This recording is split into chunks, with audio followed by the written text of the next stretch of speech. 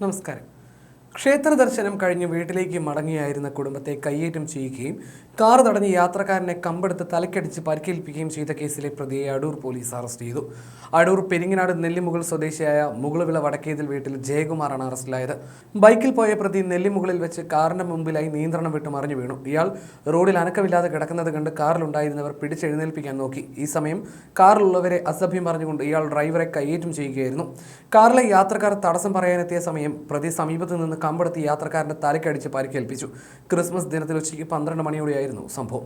Adoor police sub inspector Anoop Raghavan case register ചെയ്ത് അന്വേഷണം നടത്തിവരുന്നു. നരഹത്യാശ്രമം, അബ്കാരി, അടിപിടി ഉൾപ്പെടെ അടൂർ പോലീസ് സ്റ്റേഷനിലെ 10ഓളം കേസിൽ പ്രതിയും റൌഡി ലിസ്റ്റിൽ ഉൾപ്പെട്ടയാളുമാണ് ഇയാൾ. കൂടാതെ ഇയാൾക്കെതിരെ ഏനാത്ത്, തിരുവനന്തപുരം മ്യൂസിയം, പത്തനംതിട്ട, നൂർനാട്, ഹരിപ്പാട് പോലീസ് സ്റ്റേഷനുകളിൽ ക്രിമിനൽ കേസുകളുണ്ട്.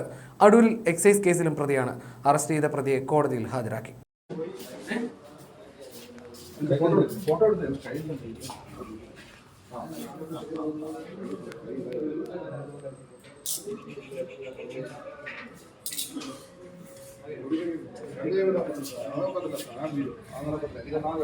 വേണ്ട വേണ്ട